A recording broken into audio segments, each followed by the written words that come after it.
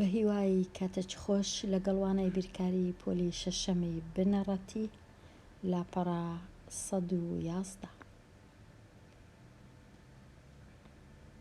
شیکاری پرسیارەکان پرسیاری ژمارە 57 لە پرسیارێکی دابەشکردن بەشدراو بریتیە لە ژمارەیەک بەسەری دابەش دەکەی. ئایا بەشکراو چییە؟ بەشکراویش ئەو ژمارەیە کە دابەش دەکرێت بەسەر بەش دراو، واتە ئەگەر کەرتێک هەبوو لەسەرا 25 هەبوو، لەسرە 21 هەبوو، لە ژێرەش 3 هەبوو، 21 بەش کراوە و 3ش بەش دراوە. بەشکراو ئەو ژمارەیە کە دابەش دەکرێت بەسەر بەش دراو بەسەر ژمارەیەکی دیکە کە پێی دەگوترێ بەش دراو. ئەوە بەشکراو و بەش دراو. پرسیاری 58 نەشمیل 2 کیلۆگرام و 7 کیلۆگرام و 3 کیلۆگرام گۆشتی مەڕی کڕی. ویستی دابەشی بکە بۆ چەند بەشێک بارستایی یان کێشی هەر بەشێک چارەک 1 کیلۆگرام بی. ئایا چەند بەشی هەیە؟ ئایا دەبیتە چەند جێ؟ لێرە ئاسانترین شت ئەوەیە ئەمن کیلۆگرامەکان کۆ بکەمەوە، ئەو سێ ژمارەی کۆ بکەمەوە، دابەشی کەم بەسەر یەک چارەک، چەند بەش دەردەچی بەدەستم دەگات. کۆ دەکەمەوە هەر سێ ژمارە کە 2 و 7 و 3 دەکاتە 12، ئەوجا 12 دابەش دەکەم بەسەر یەک چارەک. ئەگەر هەر بە هزری دابەشکەم، چونکە ژمارەی تەواو دابەش دەکەم بەسەر کەرتێک کە سەرەی کەرتەکەی یەکە، یەکسەر ژمارە تەواوەکە جارانی ژێرەی کەرتەکەی دەکەم و ئەنجامەکە بەدەستم دێ کە دەکاتە 48 بەش. 48 بەش واتە 48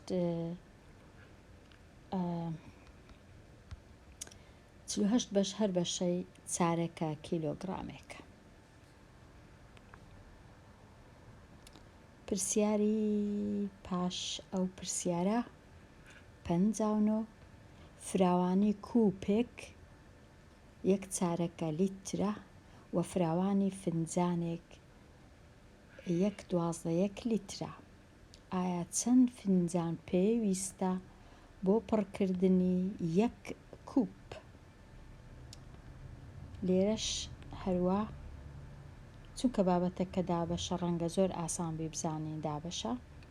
یەک کووپ یەک چارەکە لیترە و یەک فنجانیش 1/12 لیترە. ئایا چەند فنجان دەبی ئەمن پڕکەم هەتا یەک کووپ تەواو بیواتە؟ ئەگەر ئاو بۆ وێنەیان چایان قاوەیان هەر شتێک لەناو ئەو فنجانەی بکەم، پاشان لەناو ئەو کووپەی چەند لەو فنجانەی دەبی ئەمن پڕکەم هەتا ئەو کووپە پڕ بێ. بێگومان دەبی ئەمن بینم 1/4 دابەش 1/12 کەم، 1/4 دابەش 1/12.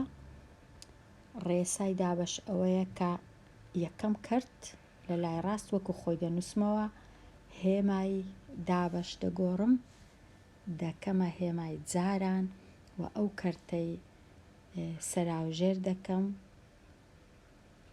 واتە ئەو های لێدێ 1/4 جارانی 12 لە 1، پاشان دەزانم کە لە مابەینی 12 کۆڵکەی هاوبەش هەیە ئەویش 4 هەردووچیان دابەش دەکەم بەسەر 4 کە دەبیتە 1 لێرە کەواتە لە ژێرە تەنیا 1 دەمینێتەوە لە سەرش تەنیا 3 کەواتە وەڵامەکە 3 فنجانم پێویستە لەو فنجانەی هەتا 1 کووب پڕبی 3 فنجان دەبیتە 1 کووب. ئەوە تەواو بوو ئەو پرسیارە. چەند فنجان واتە لێرە چەند دانە لە تەنیشتی هیچ نانووسم یان ئەگەر بمەوێ بنووسم دەنووسم دانە فنجان یان فنجان، نابێ بنووسم لیتر و شتیوە هەڵەیە. پرسیاری 60 هەڵە لەکوێیە؟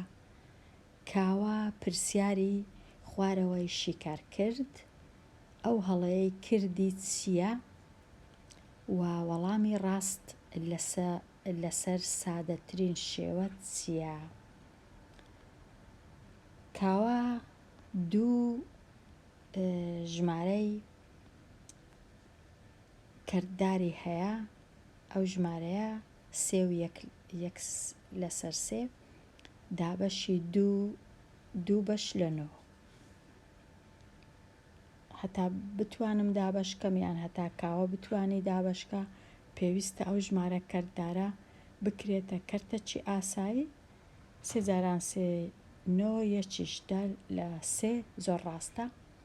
ژمارەکەی دی 2 جاران 9 18 کۆد و 20 لە 9 ئەویش زۆر ڕاستە. پاشان نووسینەوەی ئەو کەرتە زەردە هەروەکو خۆی کەرتی لای ڕاست ئەویش زۆر ڕاستە. گۆڕینی هێمای دابەش لۆ هێمای لێکدان هەر زۆر ڕاستە. لێرە هەڵەکە ئەوەیە کە کاوا لە بیری چووە ئەو کەرتەشینە هەڵگەڕێتەوە هەڵگەڕانەوە واتە سەرە و ژێرکردن کەرتەکە هەڵگەڕانەوە یان هەڵگەڕاوە دەبی ئەو 9 لێرە بنووسرێ لە سەرا و 20ەکە لە ژێر بنووسرێ لەبەر هەندێ ئەوە هەڵەی کاوەیە. ئەگەر بمانەوێ ڕاست بنووسین ئێستا کەرتەکە 3 لە 10 وەکو خۆی دەنووسمەوە جاران وەکو خۆی دەنووسمەوە ئەو کەرتە هەڵگەڕاوەی ئەو کەرتە 9 لە 20 9 لە 20 ئێستا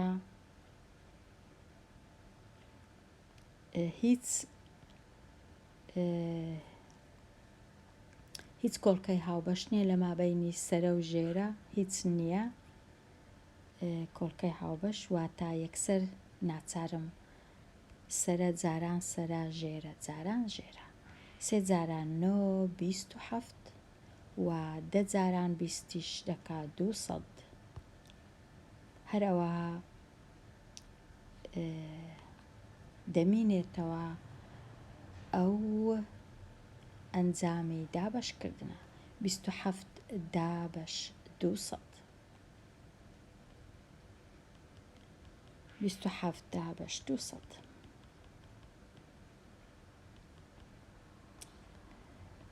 چونکە 3 تەواو کە دابەشی 2 دەکەم ژمارەکە گچکەیە هەرگیز نابی بکاتە 2 و 2 دابەش 3.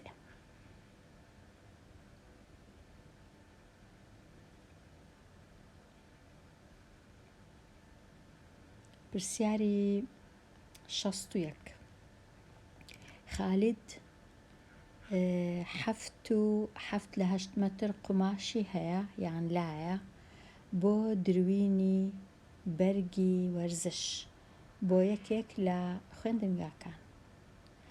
هەر بەرگێک پێویستی بە 1.1 مەتر هەیە. ئایا خالید دەتوانێت چەند بەرگ بۆ قوماشەی لایەتی بدورێت؟ واتە تەماشاکەین خالیت چەند مەتر قماشی هەیە لێرە هەتا ئێرە 7 مەتر و 7/8 مەتر. پاشان هەر بەرگەی کە بیدووری چەندە 1 مەتری تێدەچی لەگەڵ 1/8 کەواتە ئەو هەفتەی دەبی ئەمن 10 بەشی 1 و 1/8 بکەم. بەڵام ژمارەکانم ژمارەی کەرتدارن، پێویستە یەکەم جار بیان کەمە کەرتێکی ئاسایی. لێرە 8 جاران 7 56 کۆی بکەمەوە لەگەڵ 7 دەکاتە 63 10/8. ئەو جە 10 بەشی بکەم لەگەڵ 8 جاران 1/8 یەکیش 9/8 10 بەشی بکەم لەگەڵ 9/8. پاشان کەرتی کەسکەکە کەرتی لای ڕاست وەکو خۆی بنووسمەوە. ئەو جا هێمای 10 بەشەکە بگۆڕم بیکەمە هێمای جاران وە کەرتەکەی سەرا و ژێر کەم. هێمای جارانم نەنووسیە دەبی لێرە بینووسم. ئێستا ئەگەر تەماشاکەم دەبینم لە مابەینی سەرە و ژێرە کۆڵکەی هاوبەش هەیە ئەویش 8، هەردووچیان دەبنە 1. لە مابەینی سەرە و ژێرەکەی دیکەش ئەویش کۆڵکەی هاوبەش هەیە کە 9ە. 9 10 بەش 9 1 63 10 بەش 9 دەکاتە 7. واتە لە سەرە ماوە تەنیا 7 و لە ژێرە ماوە تەنیا 1 کەواتە 7 10 بەش 1 هەر 7. وەڵامەکە کردیە 7 بەرگ یان 7 بەرگ دەتوانی بدووری بەو پارچە قماشە کە هەیەی 7 دانە بەرگ دەتوانی بدووری. خالید چونکە هەر بەرگەی تۆزێک لە 1 مەتری زیاتر تێدەچی کەواتە لێرەش 7/8 لێرە 1/8 کەواتە 7 بەرجی تەواو. ئێستا پێداچوونەوە و ئامادەبوون بۆ تاقیکردنەوە پرسیاری 62 ڕەنگە زۆر ئاسان بی. تەنیا ئەو ژمارانە بکەمە کەرتێکی ئاسایی 3 جاران 3 1 3 جاران 3 9 ببورن یەکیش 10 10 بەش 3 وە جارانی 5 جاران 2 10 دووش 12 بەسەر 5. تەمەشا دەکەم لە مابەینی 12 و 3 کۆڵکەی هاوبەش هەیە ئەویش 3ە کەواتە لێرە دەبیتە 4 لێرەش دەبیتە 1. لە مابەینی 10 و 5 کۆڵکەی هاوبەش هەیە ئەویش 5ە لێرە دەبیتە 1 لێرە دەبیتە 2. لە ژێرەی کەرتەکان تەنیا 1 مایە پێی ناوێ هیچ بنووسم. 2 جاران 4ش دەکا 8 وەڵامەکە دەکا 8. ئەگەر بە خەمڵاندنیش بی لێرە 3 جاران 2 دەکاتە 6 بەڵام چونکە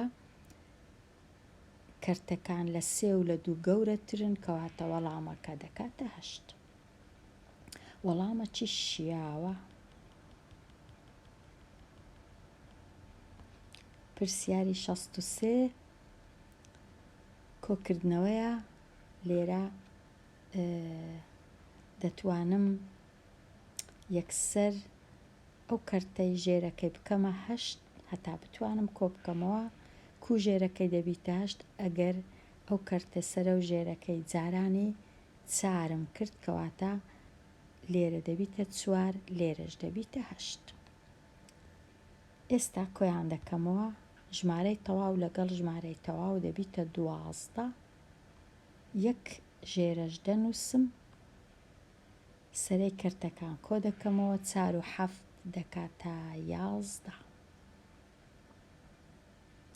ئێستا تەماشا دەکەم ئەو کەرتە چونکە سەرەی کەرتەکە گەورەترە لە ژێرە دابەش دەکەم 11 دابەش 8 دەکا یەکی تەواو و دەمێنێتەوە 3/8. کۆی دەکەمەوە لەگەڵ ئەو 12ی دەبیتە 13 تەواو و 3/8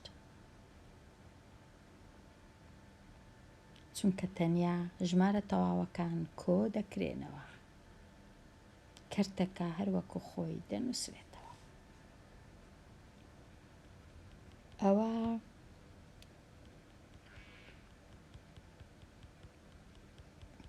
ئەو پرسیارەش تەواو بوو.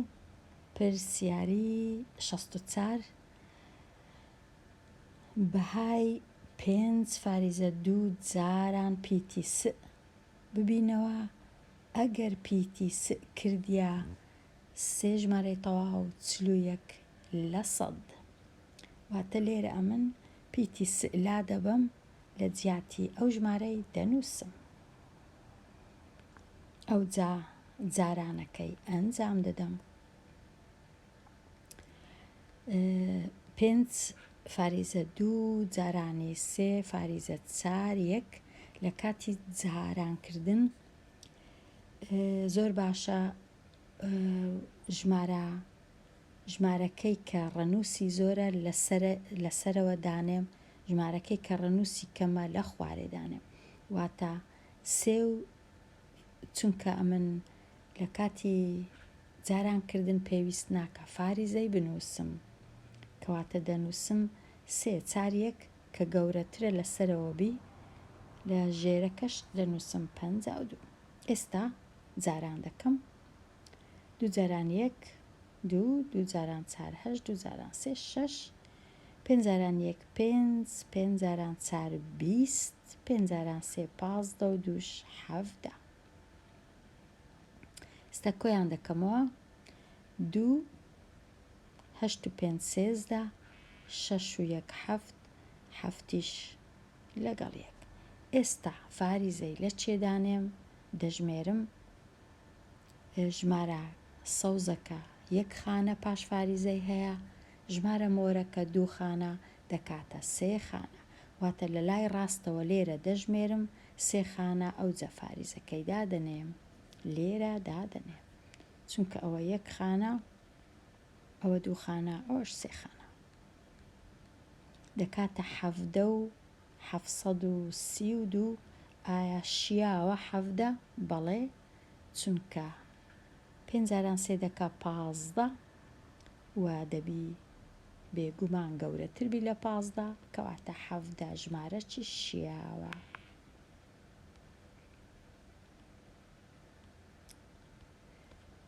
پرسیاری 65 کام ژمارە بریتیە لە سەرجەمی ئەو دوو ژمارەیە؟ سەرجەم واتە کۆکردنەوە. ئەگەرە من بخەمڵێنم 200 هەیە، لێرەش نزیکەی 100 هەیە، ئەنجامەکە دەبی بکاتە نزیکەی 300، نابی لە 300 زۆر کچکەتر بی، کەواتە لێرە 218 و 218 هەر هەڵەیە، ئەوە دەبی یەکسەر بزانم ئەوانە هەڵانە. ئەو جە دێمە ئێرە ئەو دوو ژمارە زۆر لە یەک نزیکن، ڕەنگە یەکەک لەوانە بی، نەک ڕەنگە 100% یەک لەو ژمارانە ڕاستە. با بێم بزانم کو لە لای فاریزە لە ڕاستی فاریزە 3 ڕەنووسم هەیە، لێرەش 3 ڕەنووس، کەواتە زۆر باشە. ئێستا ڕەنووس بە ڕەنووس کۆ دەکەمەوە، لە دەستی ڕاست دەست پێ دەکەم، 7 و 5 دەکا 12، کەواتە 12 دوی دەنووسم، 0 و 9 دەکاتە 9 لەگەڵ یەکیش دەکاتە 10، 6 و 3 9 یەکیش 10، فاریزەکە دێتە خوارێ ببورن. 4 و 4 8 یەکیش 9، کەواتە لێرە یەکسەر دەبی بزانم ئەوە هەڵەیە چونکە هەشتا، ئەوە ڕاستە چونکە تەنیا ئەوە نۆیە. پێی ناوێ ئیدی هەمووی چاکەم، بەڵام ئەگەر چاشکەم بەردەوام بم 3 و 8 دەکا 11 لێرە و 2 لەگەڵ یەکیش دەکا 3.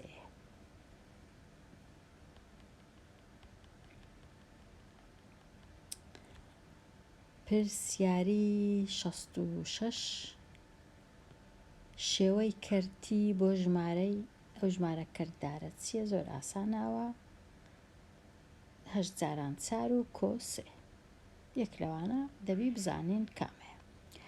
شیکاری پرسیارەکان لێرە ئەندازە پێویستە لەسەر ئەندازیاری پردەکان، پێویستە لەسەر ئەندازیاری پردەکان لە سەرەتا نەخشە سازی پردەکە دابنێن.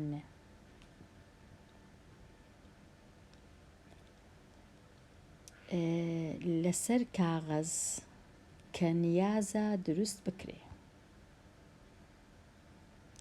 کوردیەکی زۆر باش نەنووسرایە بەداخەوە و دەبێت ڕەچاوی ئەمە بکات کەوا دەبێت توانای خۆڕاگرتن هەبێت بەرامبەر بارستاییە گەورەکان و وەبەرگری گەردەلوول و بای جۆراوجۆر بکا. بۆیە پێویستە لەسەر ئەندازیار هەڵبستێت بە لێکدانەوە و ئەژمێرکردنی ئاڵۆز و ورد و ڕاست لە هەموو کاتێکدا.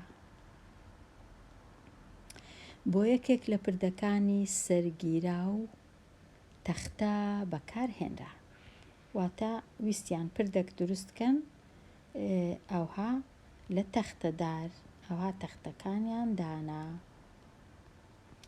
پانایی هەر تەختەیەک ئەوە پانایی هەر تەختەیەک 3 چارەکە مەتر بوو. بێگومان تەختەکان نەنووسرایە چەند لە تەنیشتێکن، ئایا بۆشایی مایتەوە، بەڵام گریمان هەمووی ئەوها تەختەکان لە تەنیشتێکن، هیچ بۆشاییەک نامینێتەوە. چەند تەختە پێویستە بۆ داپۆشینی بەشێک لە پردەکە بە درێژی 90 مەتر، واتە هەموو پردەکەی داناپۆشن تەنیا 90 مەتر لە پردەکە. کاتە ئەمن ئەو تەختانم ئەگەر هەبوو پاناییەکەیان 3 چارەکە مەتر بوو، ئەوها لە تەنیشتێکیان دادەنێن تەختەکان هەتا پردەکەی پێداپۆش. ئایا ئەمن چەند تەختە لەو تەختانم پێویستە بۆ داپۆشینی 90 مەتر؟ داپۆشینی 90 مەتر هەرێک لە تەختەکانیش پاناییەکەی 3 چارەکە مەترە. 90 مەتر دەبی ئەمن بینم دابەشی 3 چارێکی بکەم. لە کاتی دابەشکردن دەتوانم هێمایەکە یەکسەر بگۆڕم و هەڵگەڕانەوەی کەرتی لای چەپ واتە 3 چارێکەکە بکەم. چی لێدێ؟ دەبیتە 90 جاران 4 لە 3. ئەو ژمارەیە ئەو های لێدێ. ئێستا لە مابەینی 90 و لە مابەینی 3 کۆڵکەی هاوبەش هەیە، ئەویش 3ە، دابەشیان دەکەم بەسەر 3 90 و 3ەکە، 90ەکە دەبیتە 30، 3ەکەش دەبتە 1، ئەو جە 30 جارانی 4 دەکەم دەکاتە 120. وەڵامەکە 120 تەختە لەو تەختانە دەبی لە 2 دانێمە من لە 2 لە تەنیشتێک هەتا پردەکەی پێداپۆشم بە درێژی 90 مەتر. بە درێژی 90 مەتر 120 دانە تەختەدار. لێرە تەواو بووم لە لاپەڕا 111 دەربارەی دابەشکردن و دێمە کۆتایی ئەوانەیە. لاوانەی داهاتوو لاپەڕەیەکی نوێ هەتا ئەو کات هەر بژی.